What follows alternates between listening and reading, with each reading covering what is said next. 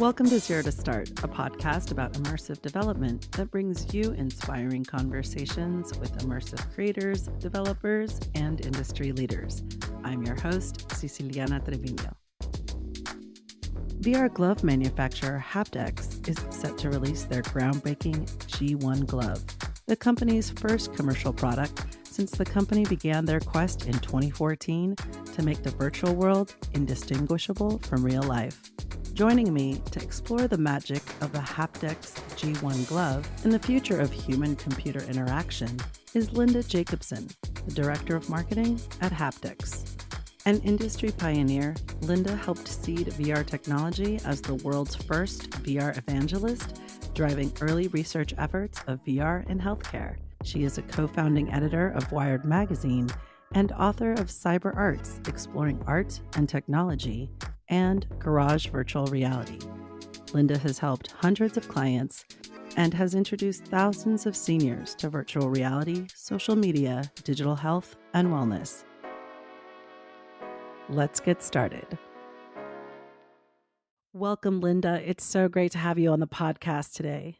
Hey, thank you, Cece. It's great to join in conversation with you. We go back a little bit, and you were hosting some of the earliest VR meetups in Berkeley. So tell us, what was your first aha moment with VR? It's such a sharp memory, Cece, and it's from the Wayback Machine when Jaron Lanier and his team of merry inventors, Tom Zimmerman and David Levitt, invited me to come try out the new VPL Research virtual reality system, headset, gloves, and worlds at the offices of VPL Research. And one of my encounters there was a virtual environment that was very simple, very colorful, very playful and whimsical. It looked like it was drawn with crayons, and it was a simple garden scene. And I was in the middle of a garden, and suddenly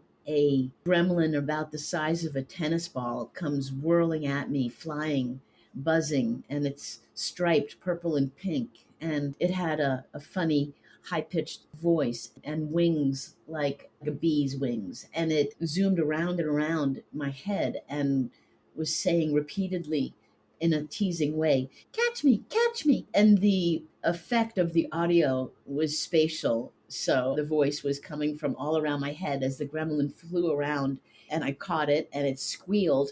And as soon as I caught it, it said, throw me, throw me. And so I did. I whirled it away, and it laughed as it was being flung away from me. And there was a very distinct Doppler effect on the laughter receding in the distance as the thing flew away from me. And then it flew back, and the whole thing started again. So very simple, but incredibly physical and involving all my senses, my body, and my inner playfulness. And that was a big aha moment for me about the power of immersive visualization to transporting you to another place and enabling you to suspend your disbelief in the digital nature of it all. That was mind-blowing to me. And a similar experience shortly afterwards, or maybe I guess the next year, was when the British company W Industries introduced the first commercial arcade systems for location-based entertainment, the virtuality system. And this was kind of like a kiosk, and you climbed up on a platform and you put on the headset. And I think you were armed with like handheld controllers, but the visualization was of a giant tower, and it was with the base being a checkerboard. And you were supposed to play checkers or play chess on this board, but what I didn't expect was that there would be a flying dragon that would swoop down, and it would pick me up by ostensibly the back of my neck and then whirl up into the sky with me being held. And I went way, way, way, way up high. And then way up high above this checkerboard, suddenly it let me go. And I was flying, whirling toward the ground in the virtual scene. And I just instinctively and precognitively, I crouched. I instantly crouched in order to absorb my fall. And that also was an aha moment about the ability to elicit some kind of response from someone that was completely not in keeping with what's in the physical world, but just what was happening in the virtual world. Again, it was all about the rest of my body being involved in the environment. So those were my earliest aha moments. And more recently, I would say in 2016, 2017, I had an aha moment when I got to demo the early prototype of the HaptX touch simulation system in an office in San Francisco. And without going into a lot more detail, I'll simply say that the addition of realistic touch tactile simulation to a virtual environment made me cry. It was so stunningly realistic. I was like shocked. And the entire joy of that experience with the gremlin and VPL research 30 years ago came right back at me when I realized what the addition of touch simulation could do for people in immersive environments. It's really tricking your brain. Ah, Totally. no, Right. Right. We're all, which is we're magic, all right? tricksters. Yes. Tricksters. When you think about the pricing of a system, how far we have come and how, in a sense, democratized it is in terms of having a headset that's mobile, under Yes. in and around Unbelievable. $500, or even That's being right. able to get the Quest 2 at what, like $299 now or something That's like right. that. It's remarkable, and yet it's totally in keeping with the evolution of this kind of microprocessor based silicon technology. So it is remarkable. When the average selling price of the computer graphics hardware system and APIs required to drive a headset and a 6 degree of freedom IO controller to the point where it didn't cause vertigo and was high performance. The average selling price of just the graphics hardware was $250,000. Uh-huh. Right, right. So it is quite remarkable to think of where we've come. But it makes sense when you look at the pace of technological development and commercialization of research and the evolution of materials science and understanding and software development. So it's all good. I mean, did you think at that time that it's sort of looking at like the mobile technology of the 70s and seeing Right. old antiquated Right. newspaper clippings that like one day we're going to carry a phone in our pocket or something like that.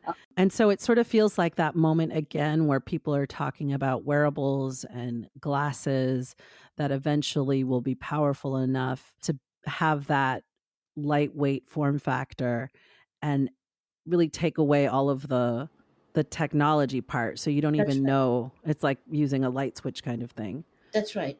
Well, you bring up a really interesting insight around, for me, another like set of aha moments happened in the mid 90s. I was hired to help write patent applications for Xerox PARC for their what they called ubiquitous computing patent portfolio. Ubiquitous computing is kind of like the precursor of cloud computing and smart devices, smart technology that we have today embedded around us. And the heads of the labs who with whom I worked, who are no longer with us and are amazing influencers in this space, Mark Weiser and Rich Gold, they both positioned Ubicomp, ubiquitous computing, as the opposite of virtual reality and more important and more valuable to human productivity because ubiquitous computing attempted to make the interface disappear completely and Mhm. put computers and digital sensors in our environment without having us to put them on our bodies and be encumbered.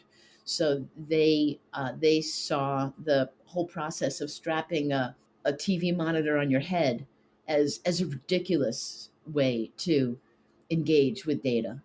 So it is very eye opening for me that way. I was really shocked when I heard about how much money was paid for the Oculus portfolio because by the late, I guess by the early 2000s, those of us who were in this field knew that head mounts were not good for human beings, not healthy, and only like an interim approach while we waited for the further development of flexible, large scale, printed displays and such. So to me, headsets are totally retro. You're the director of marketing at HaptX. Before we dive into what you're doing there, can you tell us what even are haptics? HaptX technology attempts to simulate the sensation of touch, and is time honored. It's been around for quite a while in objects in the world around us. That part is well established. The new concept behind haptics in virtual reality is that we can do better work in immersive environments when we can suspend our disbelief and we can sense with more than just our vision and our hearing what's going on in those virtual environments and get over the sense that you're in a digital environment and basically settle into the sense of presence that you have by that embodiment. So haptics being the simulation of touch also should be understood as simulating different types of touch. Touch doesn't just happen at the skin's surface. Humans have several what's called mechanoreceptors that detect pressure when your skin is displaced by an object that you're touching. And thousands of nerves in your hand that send signals back to your brain to detail what you're feeling.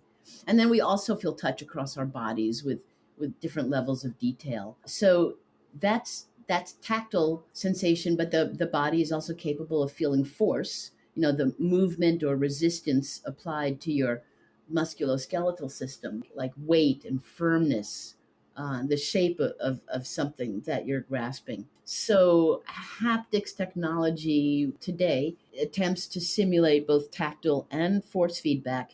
And to be done realistically in a virtual environment, it requires really precise, for the hands anyway, finger and motion tracking in order to convey to the visual system and the audio that what you're touching is happening at the same exact second as when you're seeing and hearing it. The company where I work, HaptX, has been developing these foundational technologies for 10 years: tactile feedback, force feedback, and motion tracking, and combined it all together to create a very precise and effective system for touch feedback. Now, the vision for the HaptX team is really about just creating haptics so real that eventually you cannot tell what's real from what's virtual for the whole body. That's the vision. And on a commercial basis, starting out with just a piece of that vision, the founders of the company decided to start with hands, with gloves, with fingers, with wearable devices that allow our hands to feel and to grasp and to lift objects and other people in the virtual environment. Which is incredible. Like you said, it has to be very precise. Within a VR space, it seems very tricky because of latency, That's right? right. That's right. And so that's something that you guys have been working on for quite some time and now have your first commercial product. That's right. It's imminent. Yes. You know what? I want to actually. You made me think of. Oh my gosh, a T-shirt that the SGI that we received one day. To celebrate a milestone, and the T-shirt. I'll spell it to you after I say it. The T-shirt, and this is referencing your remark, your insight about reducing latency in order to increase performance and realism. So the T-shirt had 4 words. It was 60 hertz, just the number 60, and the measurement unit hertz, 60 HERTZ, and then underneath it was 30 hertz, HURTS. And the concept of 60 hertz versus 30 hertz was about frame rate in a visual environment. So the concept was we have to strive for at least 60 frames per second in order to have a virtual experience that doesn't make you nauseous or your eyes hurt or you have a headache or you feel vertigo. And that's the stage at which the haptics industry is today, is in achieving a level of fast performance that doesn't create a negative situation. We're in the early days of it. Now we're at a point in the haptics field. I'm so excited to be able to talk about this with you because it seems that people in our community, in our international virtual reality development community, understands what haptics is fundamentally and knows that it's a good thing. And now we're at a point in the evolution of haptics in virtual reality where we're exploring how to make it affordable and accessible and super productive and glitch free. And so that's haptics has been trying to do that now for 10 years and has a wealth of incredible broad based foundational patents and will be coming out with the new commercial HaptX Gloves G1 system in just a few weeks, basically. It was announced last year. So it's really exciting. What's tremendous as well is this crossover that's happening that is not something that I really would have thought of, in the 90s when you were using a glove, and maybe it was persistent out in the industry, but as a first time raver, my first genuine VR experience was in the 90s at a rave called Uh-huh. Toontown Oh my God, I was in there. San Oh Francisco. my God, I So, was there. right, because you were performing in a band, Yes, right? yes. That's amazing. Oh my God. Oh my God, Toontown. I haven't thought about that in ages. That's fantastic. That's great. It's just interesting, that intersection of art and Yes, underground party yes, culture intersecting with technology in San yes. Francisco. You would not think, or I didn't think at the time, that it would converge with Oh yeah. robotics. And that's where I was really taken by the gloves, because the idea that you would be doing all of the labor from home or virtually anywhere to animate a Yeah, robot that's halfway around the yeah. world has to be precise. Hmm. Yes, it does involve. I mean, yes, it not just on the And we have the exactly fiber that. now, right? I mean, we Boom, have the bingo. ability. That's right. That's right. Fat pipes.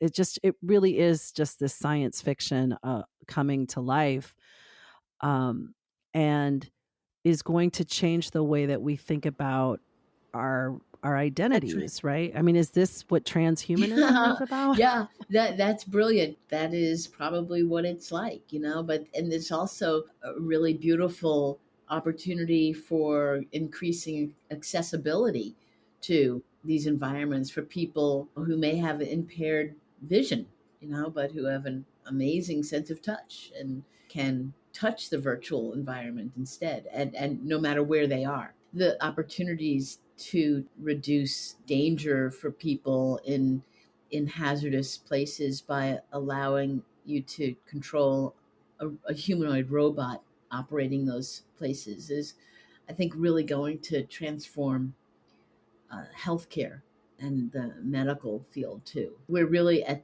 the beginning, and I think it's going to take artists who are going to envision the most humanistic ways to build these bridges. Can you tell us a little bit more about the features of the G1 glove that make it so unique? It's definitely this seamless blend of hardware and software technologies. The G1 system consists of a pair of gloves, HaptX gloves, which are powered by a smart air compressor. The underlying technology is pneumatic computing, pneumatic spelled PNEUMATIC. And it implements microfluidics in order to operate the gloves. And in this case, it's not fluid that's coming from the source, the compressor, it's air. This device called an air pack, which can be worn on your back like a backpack or placed on a desk, is attached to the gloves with tethers. And there are basically many, many air tubes channeling air through the tethers into the fingers and the palm of the gloves, where the air is rapidly inflating and deflating to different extents, hundreds of small air bubbles lining the inside of the glove. And these air bubbles, we call them tactors, short for tactile actuators. They're teeny little bubbles that inflate with air and displace your skin. And so it feels like you're touching something solid when the little bubbles inflate and push against your skin. And apply that pressure. Bingo, you just got to the next vital part of this, which is the inclusion of these force feedback tendons, if you will, that we call them air brakes, which also prevent your fingers from closing all the way around an object, because they exert weight, 8 pounds of pressure per finger for the four fingers, not the thumb.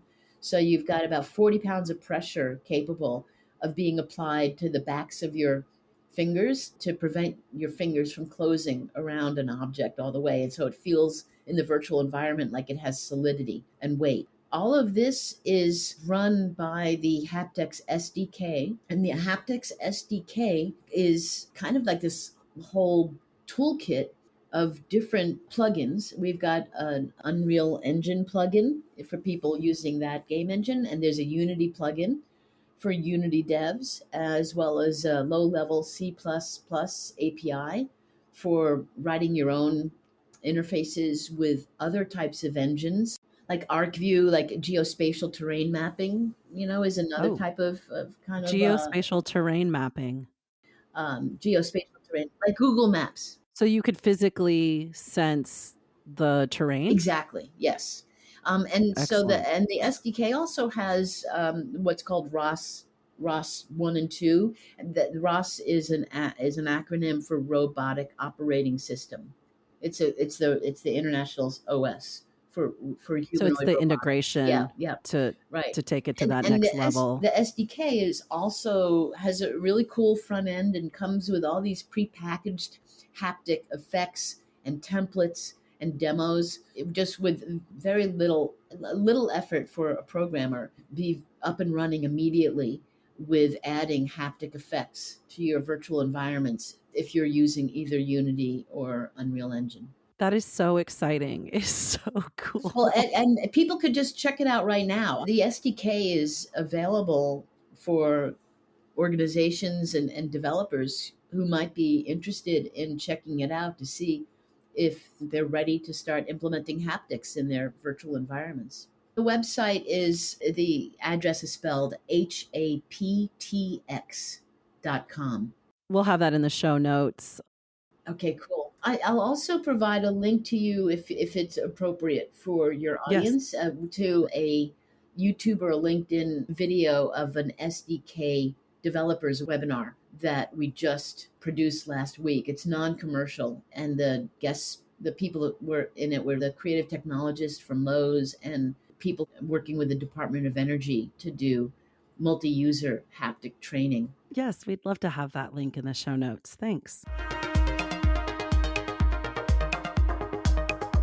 So this is geared towards just all kinds of different industrial applications. One of the cornerstones is looking at how this technology increases accessibility. Can you talk a little bit more about that? At this stage of the HaptX gloves development, the gloves are intended for organizations for professional use, for training and for design and engineering. However, we're also involved in a tremendous amount of scientific research involving the sense of touch. And one of the really exciting programs that HaptX is supporting as a primary investigator in a US government funded study of how to use haptics to enhance the use of virtual environments by people who are visually impaired. The main investigators on this study are teams from Old Dominion University and from Georgia Tech. So this is the brand new and just getting started, and it's very exciting where this might go for people who have visual impairment. Earlier this year at MIT, there was a hackathon called the Reality Hack. And one of the winning teams there actually integrated HaptX gloves with a geospatial terrain mapping system that took geographic data and converted it into maps. And then the HaptX SDK was used to allow people wearing the gloves and a headset to feel the terrain being shown in those maps, to feel the rise of the hills and the depressions of the valleys. And that's amazing too, that type of use for enhanced immersion and enhanced collaboration. The other interesting aspect around the technology and accessibility, at least when it comes to having a partner, someone in a virtual environment to help you in that environment, to work with you, is the existence of multi-user haptics functionality. And HaptX just introduced this capability earlier this year as well. So you can have two people or more people in HaptX gloves, and they could be feeling each other's hands and working with each other and handing objects back and forth and training the other in a virtual environment. So that's mind blowing. That's amazing. It makes me think a little bit about Ghost, that scene in Yes. Ghost. Oh my God. Yes. Where they're molding the clay. Yes. Have you seen Upload? Have you seen that Netflix show Upload, or maybe Prime? I never saw it. There's an episode. The premise is that at some point in the near future, before we die, we're able to set up the opportunity for our souls and our minds to be represented in a virtual world. People in the real world can interact with people in the afterlife world. In the uploaded world. Uploaded world, exactly. And there is a scene in one of the episodes which depicts a physical interaction that was supposed to be not possible and verboten between a living person and a post-life person, an uploaded person, using a HaptX glove. It's so interesting you brought up that Patrick Swayze scene, because that's in Ghost, because it really calls that to mind, only specifically in a virtual reality context. It's hard for me sometimes to sort of wrap my mind around the fact that things that were escapist in the movies are really coming into the real world Yes. and changing the way that we define life. Yes, that's right. So it feels like we're on the cusp of this new age of all of these new possibilities, and then with social media coming out and people feeling more connected through digital means, suddenly we have to contend with a real digital identity and our avatars. And now I could have a robot going out and doing the work for me from home, something like that. That's right. Right. Right. It makes me wonder, like, what word will emerge out of the world of fiction and art, like the word avatar being used for our digital selves. Like, what word will be our For the robot robots? selves? Yeah. We'll refer to our robots. Yes, it's called iRobot. Yeah. It's like iRobot. They have Bingo, it. that's right. There we go. It's been done. Where can we try HaptX? Because you're out in the conferences. Yes. Where can you get your hands in gloves? Well, if you are working in the virtual reality field, we are at the virtual reality conferences and exhibitions that you'd expect. So, for instance, we'll be excited to get people to try the new HaptX G1 gloves at Augmented World Expo in Long Beach. We'll be going around the country and doing a number of regional events to bring the gloves to major metro areas so people could try them in an invited private setting. So I welcome people contacting me if it's appropriate for their organizations to connect with HaptX that way. We'll go out on the road with the gloves in April and May. And then I'm also always interested in learning about places where we can show up with the gloves. Like, I'd love to hear from people where they believe HaptX gloves should be. And so I welcome input and invitations, and anyone who is interested in learning more about the gloves to contact me and or contact HaptX through the website, or just contact me, Linda.Jacobson at haptx.com, and we could set up a demo. as soon as the gloves are ready. And I'm going to be calling you, CC, as soon as those Wonderful. gloves are ready and I've got a demo system. We'll be setting up an East Bay VR meetup for everybody Yes, and here we'll have house this part of the music. Bay. There you go. Yes. I'm really excited about that. Thanks so much for the invitation to our listeners because we have people listening all over the world. And I'm sure many are academic researchers that have a vision and are looking for that next piece of hardware that fills the gap for what their Yes. innovative Yes. vision is. Well, for your listeners who are based in Europe, HaptX will be showing off these new gloves at Laval, France in April. Mark your calendars. Yes. Get them out. 2024. That's right. Big year. So speaking of that, of what's happening next year, what are some of the other exciting developments that you're looking forward to in 2024 and beyond? I mentioned earlier that the vision for the team at HaptX is to create touch technologies, simulation technologies for the whole body. So you can't distinguish physical reality from digital reality. We're starting with the hands, but moving to the rest of the body over the course of the next few years. So HaptX right now is conducting R&D on systems that will simulate touch for both the entire upper body and then the lower body. That's the direction we're going in. Haptics, the gloves and the products are really being developed for the highest fidelity experiences possible, which means more costly. And then as we perfect the technologies and commercialize them, then over time, of course, they'll come down in price. But our goal at HaptX is to really aim for the highest fidelity, highest performing, most realistic, lifelike haptics experience possible for the whole body, and that's where the company will head over the course of the next few years. That's exciting. It feels like Lawnmower Man. Yes.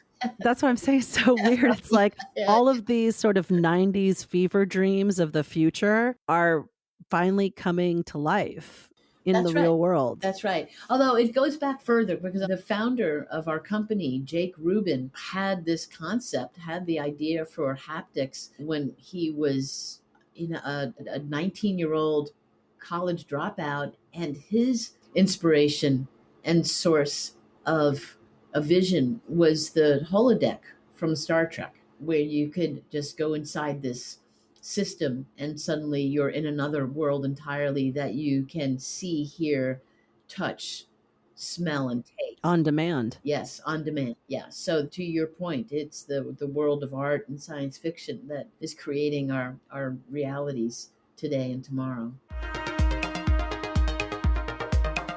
Are there any final thoughts that you want to share before we wrap up? Oh, power to the people, baby. That's what it's all about for me. Oh, old hippie. It's like, democratizing digital reality for all of us. I want people to feel like this field is open to all kinds of skills and personalities. And it's a growing community, but we do all share this vision of empowering ourselves through technology. And I love that. Come on in. come join us. And I can't think of a better person to be there leading the way than you, Linda, honestly. Thank you, Cece. It's always fun to talk to you. Likewise. I love our conversations. I hope you have a pleasant holiday season. Likewise.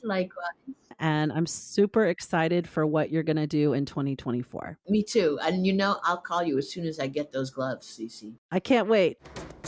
Are you game for microfluidics and a full body haptic suit? Let us know on our LinkedIn page. Be sure to check the show notes for how you can connect with Linda and HaptX. You'll also find lots of goodies from Wayback and a few links to what we're playing in VR this holiday. I hope this episode of Zero to Start inspires you to get in touch with the future and start charting your path to a creative new year. Thanks for listening, and until next time, happy installing.